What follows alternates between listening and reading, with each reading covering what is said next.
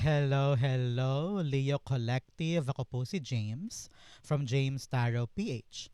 Ito po ang inyong bonus reading para po sa inyong January, pera and career. So today, mga Leo, tayo ay mag-uusap para sa mga bagay na dapat mong asahan at mga dapat mong makita pagdating sa iyong money aspect and career aspect. Okay? So let's begin.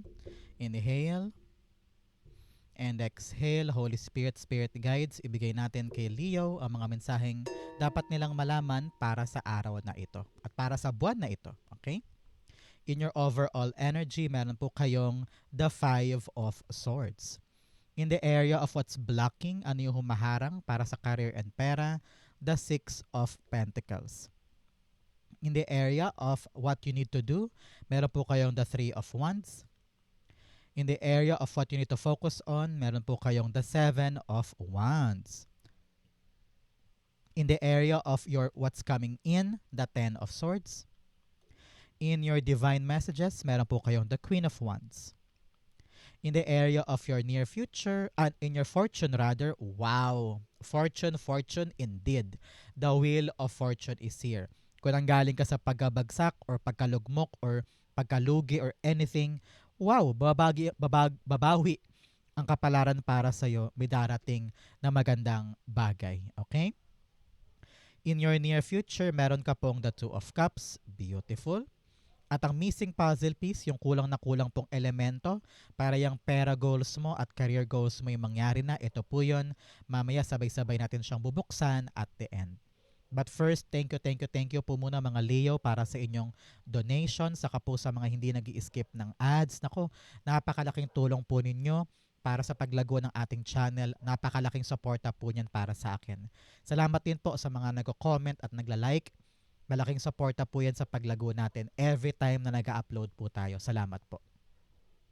So, in the background of your reading, the Lover's card. Okay, ngayon, Leo, sabi ng yung spirit guides, you need someone na makakatulong sa'yo para maging successful yung ginagawa mo. Meron kang mga pera goals or career goals na mas magandang nagkakaunawaan ka with your relationships. Kaibigan, lover, anak, katrabaho, business partner, kung sino man yung involved pagdating sa pera mo at karera mo, dapat daw harmonious ang relationships ninyo. Walang away, gulo, walang pataasan ng ere, matuto daw na makinig, matuto daw na mangunawa para yung inaasikaso nyong lahat ay magkaroon ng magandang bunga. Kumbaga ito yung time, Leo, to really makisama at maging parte ka ng isang grupo kung saan doon lahat kayo may pagkakaunawaan at kayo yung magkakapit-bisig na you're really heading on to this main goal na pare-pareho yung gustong matupad. No? Hindi pwedeng salo-salungat or paiba-iba. Kailangan you put your heart, you put your passion, and you put your effort sa isang bagay na alam mong importante para sa'yo. So it's all about your choices. It's all about the things na um, pinapangalagaan mo kasi alam mong importante sa'yo. Kung kailangan makipag-ugnayan, kung kailangan makipag-usap, kung kailangan ibaba ko ang pride ko at ego ko para to'y maayos, gagawin mo yan. Parang ganon. Okay? So this is important for you in the month for pera and career, puso, passion, and choices. Okay? In your core energy, meron kang the Five of Swords. Si Five of Swords, sinasabi na yung spirit guides, hindi worth it ang mga away-away. Okay? Hindi worth it ang mga sigalot. Huwag ka nang makisama pa sa gulo ng iba. Kung meron kang co-worker na puro chismisan, kung meron kang mga kapitbahay na talaga namang toxic, iwas, iwas, iwas. Kumbaga mag-focus na lang tayo sa ating goal, kung ano man yan, at huwag na tayong makihalubilo pa sa mga taong ang dulot lang naman ay kaguluhan or inggit, mga ganyan. So, make sure you are about to really focus sa mga importante sa'yo at magkaroon ka ng lakas ng loob na lumayo sa mga bagay or tao na magpapadiskaril ng mga plano mo. Okay? Very important to, Leo. Clarify natin. So, Leo, since ito po ay bagong pera and career reading, ilapag mo na sa baba kung ano yung mga pera and career manifestations mo. Ano yung mga goal mo this time na gusto mong i-manifest, dali ilapag mo na yan sa baba. It will happen for you. So halimbawa, I claim na yung pera kong ganto ay dumating na, I manifest yung career ko sa ganto ay matupad na, mga ganyan. It will happen, sulat po sa baba. Okay? Five of Swords, ayun, tumilapon the Six of Pentacles.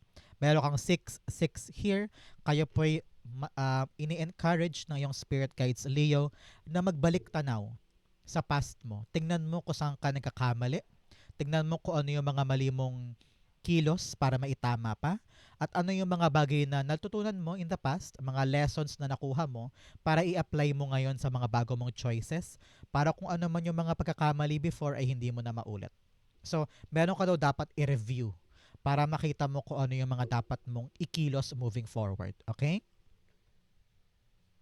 Six of Pentacles, clarifying our Five of Swords, telling you na kailangan kunin mo sa sarili mo yung mga bagay na alam mong ikakabuti mo kumpara sa mga bagay na gulo lang ang dala. It's all about you giving effort at pagbibigay ng energy sa mga bagay na kapaki-pakinabang lang. No? Equal give and take ito. Pag hindi mo nakita yung equality sa isang relasyon o sa isang ugnayan, hindi worth it yan. Okay? Lagi mong isipin kung ano yung makukuha mo sa mga bagay na kaya mong ibigay. Kasi maraming tao sa paligid ang hindi, alam mo yun, hindi talaga sila truthful or hindi sila mapagkakatiwalaan or hindi sila maaasahan, di ba? So, kailangan talaga binabalanse muna natin. Ito bang binibigay ko dito? Okay ba to? Katiwa-tiwala ba to? Am I losing my money here o hindi? Kailangan balansehin mo muna. Don't give too much, whether pera man yan or energy to someone or something na hindi naman equal. Okay? Yun ang kailangan mong isipin ngayon. In your blockages, meron ka pong battle within and ride the storm. Sabi dito, may mga issues ka internally sa sarili mo mismo. Mismo. May mga issue ka sa sarili mo na kailangan mo daw i-solve muna. Mga pilit mo nilalabanan na mga takot, mga past traumas, issues na kailangan talaga manalo ka dyan. Kasi yan yung humaharang sa'yo para umabante ka. Example, takot ka magtiwala kasi naloko ka na before. So, kailangan ipanalo mo yung mga humaharang na yan so that you can succeed better than before. Okay? You have ride the storm. Sakyan mo lang daw yung agos. Huwag kang matakot na lumarga. Huwag kang matakot na sumakay sa agos ng buhay. Minsan, ang kailangan mo lang talaga ay maupo at saka panoorin na umandar ang mga bagay-bagay. Walang pagkontrol, walang pagpilit, walang pagpuwersa. At may kita mo na darating ka rin sa matiwasay na pangyayari. Okay? So, don't force things to happen. Sometimes, daanan mo lang, it will be okay for you. Okay? In your blockages, meron po kayong the Six of Pentacles. Sabi dito, dapat daw maging matalino ka ngayon, Leo, sa paghawak ng pera mo. Yung lumalabas sa pumapasok. Example, meron kang best friend na laging umuutang sa'yo, no? Parang pang-anim na niyang utang ngayon, pero yung past 5 utang hindi pa bayad. So, ano gagawin natin? Papautangin mo pa ba siya kung siya ay isang hindi nagbabayad ng utang? Bigay ka ng bigay for someone na hindi naman deserving ng tulong na yan. O kaya meron kang pinaglalaanan ng effort sa isang bagay na pagdating ng araw wala namang balik, no? So kailangan talaga sigurista ka ngayon. Hindi naman sa nagiging madamot ka or nagiging makuripot ka, pero kasi iba na ang panahon ngayon. In this economy, okay lang ba magwaldas ng pera na hindi babalik sa'yo? Syempre hindi, di ba? So, kailangan sure ka sa mga binibigay mo na babalik din sa'yo. Kasi nagpapagod ka rin naman. So, might as well siguraduhin natin na meron ka mapapala sa mga yan. Okay? The Six of Pentacles being clarified by the Three of Pentacles. Yes, you're giving effort on a certain people na parang binabaliwala nila yung binibigay mo. Example, sa office o sa trabaho, ikaw yung uri ng tao na kapag sila nangailangan, nandun ka. Ready ka. Ibibigay mo yung oras mo, bibigay mo yung attention mo, yung energy mo. Pero kapag ikaw naman nangailangan, wala sila. Hindi mo maasahan. Laging busy, laging may dahilan. Kaya parang maramdaman mo ngayon na, teka, parang malito ah. Kailangan kong i-rebalance kung sino yung mga tao o sino yung grupo nakarapat-dapat kong paglaanan nito kasi parang lugi ako, parang ganun. So make sure na binabalanse mo yan this time, okay? In the area of what you need to do, you have the three of wands. You need to look out for something more, something better. Parang kailangan mo nang iwanan yung past. Kung ano man tong mga taong ito na hindi ka nakakaranas ng equal give and take, parang feeling mo ay you're so left out, you're so abandoned, kailangan mo nang umabante sa mga bagong bagay. Meron kang hinihintay eh. Meron kang ina-anticipate na isang bagay o isang opportunity na alam mo kapag nakuha mo, makakalaya ka na. Parang ganun eh. You're about to set free from something and ito'y choice mo. Parang gustong-gusto mo tong ilaban, gustong-gusto mo tong makuha. Kaya ready ka na for growth and expansion. Sabi dito, wala nang lingunan. Huwag ka na lumingon sa likod mo. Pag umabante ka na, abanteng-abante ka na talaga. Wala nang balikan pa, parang ganon. You are now really embarking for the future. Kaya set yourself free and be ready. Maghanda ka, Leo, sa paparating na ito. Kung meron ka mang hinihintay, kung ano man yung hinihintay mo, ito ang sign for you, darating siya. Kaya dapat handa ka. Kasi baka mamaya matagal mo tong hinintay tapos wala ka ng gana, no? Mas biglang dumating, paano? So make sure na ikaw ay ready pa to embrace something new, kung ano man yan, so that hindi siya masayang para sa'yo. Okay? The three of wands being clarified by. Meron po iba sa inyo parang balak na lumipat, bumiyahe ng ibang bansa, or i-expand yung negosyo, palakihin yung scope ng ginagawa mo, no? But nevertheless, kitang-kita ko dito yung exploration mo at paghahangad ng mga bagong bagay. Okay? Three of Wands being clarified by the Knight of Swords. Yes, sabi dito, kailangan daw mataas talagang energy mo. So good ka, lalaban ka. You will feel excited, enthusiastic para sa mga bagong bagay. Alam mo kasi na ito, narinig ko ha, itong bagong darating, alam mo na ito yung babago sa takbo ng buhay mo. Kaya kating-kati ka na, nagmamadali ka na, gusto mo na siyang makuha, gusto mo na siyang dumating kasi you just want to get out of this system na hindi patas. Kaya ngayon naghahanap ka ng bagong bagay para magkaroon ka ng bagong pag-asa. Ano? Kaya yun ang kailangan natin gawin, anticipation for something new. It will arrive soon. I-claim mo to. Claim, claim, claim. In the area of what you need to focus on, meron po kayong the Seven of Wands. Si Seven of Wands, panindigan mo daw yung mga bagay na desisyon mo. Kung ano mo yung pinipili mong aksyon, desisyon, panindigan, ilaban. Kasi maraming tao sa paligid mo ang questionin ka. Na parang, bakit yan ang desisyon mo, Leo? Bakit yan ang gagawin mo? Eh di ba ganito, ganyan, ganyan. So ikaw naman parang, ay oo nga no. So don't give in. Nakapag-decide ka na eh. Nakapamili ka na eh. Meron ka ng choice dito with the lover's card eh. So kung alam mo talagang tama ka at alam mong yan yung dapat mong gawin, huwag ka magpapahila sa mga taong insecure sa'yo at gusto lang na huwag kang mag-improve. Kumbaga, okay sila sa'yo na magka-level ka lang, ka-level kayo, pero ayaw kanyang umangat. Kaya parang pinipigilan kanyang umasenso or mag-level up. So, fight for your right, fight for your post, panindigan mo yan, ilaban mo yan, because ito na yung panahon na makikita mo na tama ka. Okay? Seven of Wands being clarified by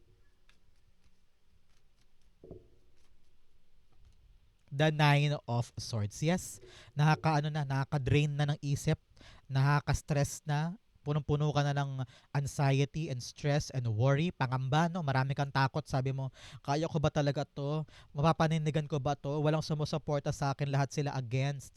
Itutuloy ko pa ba? So, dito sabi ng yung spirit cards, itapon mo tong mga fears and worries mo. Hindi nakakatulong to, lalo ka lang pinapakaba. Imbes na panindigan mo na lamang yung ginagawa mo, na-overcomplicate pa dahil sa overthinking. So now, stand tall, humarap ka sa salamin, ask yourself, eto ba talaga ang gusto ko? Pag ang sagot ay yes, wala nang urungan to, panindigan. Yung mga takot, okay lang maramdaman yan, pero dapat labanan mo ito, itapon sa ere, and really, stand at the top of the world and show them all na talagang tama itong decision mo. Okay? Good for you. In the area of what's coming in, you have uncovering treasure beneath the surface lies great bounty. Alam mo ang lesson nito, tingnan mo yung image. Diba yung dragon, naghukay siya at nakuha niya yung treasure. Pero yung hinukay niya hindi malalim, napakababaw lang na lupa. So anong ibig sabihin yan para sa'yo? Minsan, kapag iniisip mo yung action mo, huwag mo laging isipin na mahirap. Pag ginawa mo, malalaman mo, ay, kaya ko pala. Ay, mababaw lang pala yung treasure. Hindi ko pala kailangan maghukay ng malalim. So, the lesson here, huwag mo laging isiping mahirap. You can create and you can achieve the treasure na hindi mo akalaing kayang-kaya mo pala. So, believe in yourself, okay? You also have mystic healer, healing energy flows through you. Kaya mo daw paghilumin ang sarili mo sa kung ano man ang naganap before. You can, kaya mo nang mag-move on, bumangon ulit, bumawi sa buhay. Okay? I-claim mo to. Isulat mo sa baba, I claim, may heal, maghihilom yung mga bagay na nangyari before, makaka-move on na ako. Okay? In what's coming in, meron kang the Ten of Swords. Si Ten of Swords, sinasabi ng yung spirit guides na makakabawi ka na. Mag-heal ka na mula sa mga bagay na pinagdusahan mo, iniyak mo, yung mga bagay na akala mo nalugmok ka na sa kumunoy, you thought di ka na makakasurvive pero heto ka. Babawi ka ulit. Okay? Kung meron kang mga negosyong napurnada, mga perang nawala, naubos, nauwi sa wala, mga pangarap na inasikaso pero bokya, no? Dito may pag-asa ka pa. Tingnan mo yung kamay niya. Parang kamay ni Santo Niño, 'di ba, nakaganon. Parang this is giving you the sign of hope. May pag-asa pa. Sisibol pa ang araw. Tingnan mo naman yung ano mo. Pagkatapos ang Ten of Swords, Wheel of Fortune. Swerte ang pagkatapos, no? So, this is really a fortunate time to stand up, fight again, buuin mo ulit ang buhay mo at lumaban ka. Okay? Clarify natin to. The Ten of Swords is being clarified by the Temperance card. Yes, divine timing is at play. Archangel Michael is here giving you the assurance, giving you the protection, and giving you the sign na talagang bubuti na ang lahat moving forward. Kaya ang kailangan natin ngayon, Leo, tiyaga. No? Tiyaga, tiyaga, at pasensya. You need to work. Kailangan talaga bumangon tayo ulit. Baby steps, baby steps. Araw-araw, pupunta tayo dun. Completely showing up. Kung kailangan ka dun ng alas 7, nandun ka ng alas 7. Kahit pagod, kahit puyat, tatrabaho tayo. Papakita natin na talagang ready tayo sa pagbangon na ito. And soon, kung ano man tong hard work mo dito, ay may kakaroon ng magandang reward. Kaya ngayon, habaan ang pasensya, habaan ang pise. Everything now is the start of a new level. Nanggaling ka na dito. Kaya wala kang excuse para hindi gumalaw dyan. Ayaw mo nang bumalik dito, di ba? So, sipagan natin, gawin natin. It will be fruitful para sa'yo. Okay? I-claim mo to para mapunta sa'yo. Babangon na ako at ibibigay ko ang lahat para sa bagong simula. Okay? In your divine messages, meron kang communication is the key. Makipag-usap ka daw. Hindi pwedeng nakaupo ka lang dyan at naghihintay ka lang sa sagot. Especially kung alam mong hindi na patas with Six of Pentacles, kumilos ka na, makipag-usap ka na para makuha mo yung para sa'yo. Yung deserve mo naman para patas na, okay? You also have step out of your comfort zone. Luwabas ka daw dyan sa cocoon mo. Luwabas ka sa maliit mong mundo. Panahon na para to stand up for yourself and fight. Labanan ng mga takot. Normal lang matakot kapag may ginagawa kang unfamiliar. Pero kung lagi kang takot at hindi ka gumagalaw, hindi ka mag-grow. If you want to grow at magkaroon ng fast acceleration yung ginagawa mo, tapangan ng sarili, ilaban ng desisyon. Okay? In your divine messages, meron po kayong the Queen of Wands. Si Queen of Wands, sinasabi na yung spirit guides, kailangan mong ibalik sa sarili mo, Leo, ang kumpiyansa sa puso mo. Maging matapang ka, maging confident ka naman. Pag humaharap ka sa iba't ibang tao, huwag kang mahiya. Huwag kang mabulol. Huwag kang mag-brain freeze or magka-utal-utal. Kailangan you believe eh. Dapat nanggagaling sa loob yung confidence eh. Hindi lang sa ayos, hindi lang sa muka, hindi lang sa damit. Sa loob mo mismo. Dapat naniniwala ka na kaya mo, magagawa mo, you are beautiful, you are able, you are perfect enough para sa hinahabol mong yan. Kung meron kang presentation, meron kang interview, meron kang dapat i-meet ng mga tao, taas noo. Show them all na you're thinking positive at alam mo ang ginagawa mo. Okay? Kasi mararamdaman nila yan eh. Pag wala kang kumpiyansa, pag wala kang confidence, pag marami kang iniisip, nagadalawang isip ka halimbawa, mararamdaman nila yan. Yes, here oh. Queen of Wands, nakabaliktad na the Sun card. Marami kang negang iniisip tungkol sa sarili mo na kailangan mong basagin. Lagi mo iniisip, ay, hindi ako pwede dyan kasi hindi naman ako nakagraduate ng college. Ay, ayoko na, wag na lang kasi hindi ako magaling mag-English. So, think positive lang. Yakapin mo kung sino ka talaga. Your authentic self. Embrace who you are. Para hindi na yan magamit against you ng ibang tao. Kasi tanggap mo na eh. Kahit sabihin pa nilang sarat ang ilong mo, tanggap mo na yun eh. So, hindi ka na affected. You're gonna be happy again and lalarga ka sa buhay nang walang iniisip na balakid na judgment mula sa ibang tao. Be adventurous, maging palaban ka. You can conquer anything. Okay? In your fortune, meron kang July o mga Leo. May Leo July sa inyo. Congrats po. Meron kayong special occasion or milestone pagdating ng July moving forward. Congrats, congrats, congrats. Meron po kayong dark woman. Babae daw po na maitim, morena or itim ang buhok.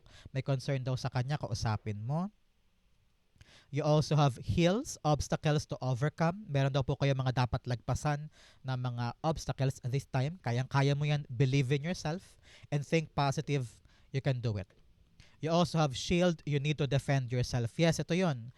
May mga desisyon kang dapat panindigan, dapat patunayan sa iba. So, defend yourself on those people na questioning you. Okay? In your fortune, meron kang the Wheel of Fortune. Napakaswerte. Palakpakan.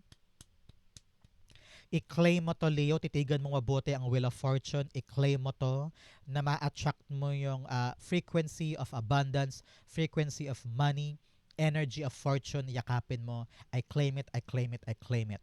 Meron mga bagay na mabilis sa darating sa'yo. Bigla-bigla yung pinilahan mong negosyo ay approve agad yung mga permits. Bigla-bigla akala mo tanggal ka na pero may pagbabago pa pala. So, asahan mo yung pagpabor sa iyo ng kapalaran this time. May mga bagay na aandar, may mga bagay na biglang approve, may mga bagay na biglang ikakasaya mo. So, i-grab mo yung opportunity na to because ito yung chance mo at huwag mo sayangin. Okay? The Wheel of Fortune, i-clarify natin. You have the Ten of Swords. Yes, talagang babaguhin mo na yung kapalaran mo this time. You have 10 here, talking about ending of a tough cycle. Patapos na yung hirap, babawi ka na, at umiikot na yung kapalaran para sa'yo. So anong lesson dito? Sabi na yung spirit guides, kahit gaano karami yung open doors or opportunity sa paligid mo, kung ikaw daw mismo ay wala ka namang kusang loob na bumangon at lumaban muli, mahasayang lang yan. So, kailangan talaga manggaling sa'yo, Leo, na babangon na ako, lalaban ako, hindi ako papayag na babalik ako sa estadong ito, at gagamitin ko yung pagkakataon para umabante ako. Success is within reach. Kaya gawin mo yung makakaya mo para gamitin siya in your advantage. Okay? Napakaganda nito. In your near future, meron po kayong the Two of Cups. Sabi dito, maayos na pag-uusap. Like I said kanina dito, with the communication is the key. Dapat daw marunong kang makipag-usap, sumuyo, mag-persuade ng mga tao sa paligid mo. Kung meron kang mga interview, kontrata, negotiation, or agreement, dapat daw malinaw ang pag-uusap. Hindi pwedeng patalo ka, hindi pwedeng hindi patas, no? Dapat lagi mong isipin yung fair share ko dito. Hindi pwedeng ikaw lang or hindi pwedeng siya lang. Kailangan patas kayo. Kumbaga, you meet in the middle. Okay? Sabi rin dito, ibaba ang ego, ibaba ang pride para maunawaan ka at makaunawa ka din.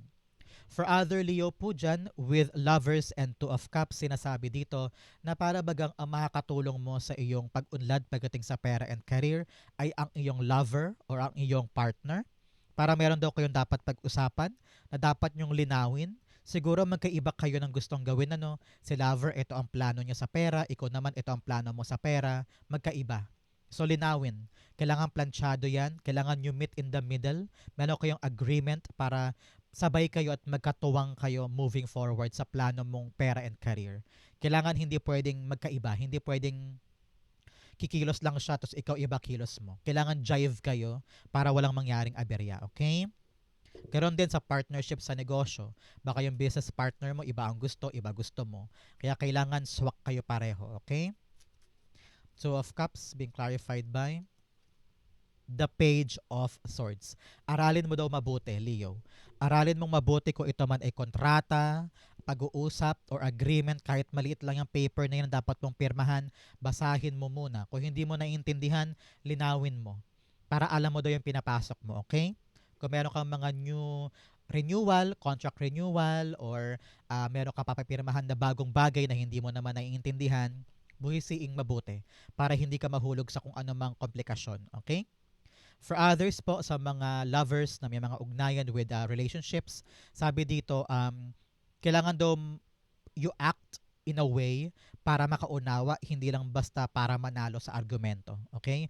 The more you understand, the more na mas magiging planchado lahat between you and this partnership. Okay?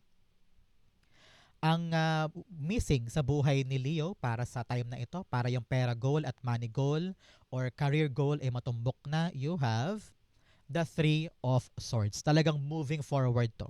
May nakita ko kanina na parang sabi, mag-move forward daw eh. Kalimutan na yung past. Ito ba yon? Yes, battle within. Meron ka mga issue sa loob-loob mo na kailangan na talagang ibulalas, kailangan ng patawarin, kailangan ng tapusin para gumaan ka na, makalarga ka na. May mga issue also with a family member or kanegosyo, katrabaho na dapat palagpasin na lamang at wag na masyadong i-big deal para hindi makasira sa ginagawa ninyo. Sabi rin dito, kung may mga dapat linawin with a partnership, with the people around you, linawin na para hindi lalong lumala at makaalpas na kayo pare-pareho. Narinig ko dito, you don't need negative energy right now. Okay? Marami kang inaalagaan, marami kang inaasikaso. Kaya kung ano man yung mga painful, dapat matutunan mong kontrolin yung nararamdaman mo dyan para hindi makahalo sa present life mo at saka sa future. Kung ito yung parte ng past, panahon na to at sign to for your Leo to let go of the past. Huwag nang pabalik-balik, huwag ka nang umasa doon. Wala kang time machine para baguhin pa yon or itama pa yon. Past na yon, ilibing mo na sa limot and forget that, okay? You are now embarking a new thing at yun ang mas mahalaga, okay? Three of Swords, clarify natin. You have the Five of Wands. Yes, mga away-away, sigalot, problema, kompetisyon, may mga maling nasabi, may mga drama or issue with kapitbahay siguro or katrabaho or kanegosyo, no? Sabi dito, time na to mend this issue. Maghilom na kayo pare-pareho, no? With Mystic Healer. Panahon na para i-forgive and forget, tumulay na sa next level of life at wag laging bitbitin to negative energy. Ito ang bagay na kailangan mong pagtuunan ng pansin, Leo, okay? Yung negative energy about something or someone, i-end mo na yan para hindi na daladalahin mo ito, okay? Kailangan mo isipin daw with 5-5 is change, pagbabago.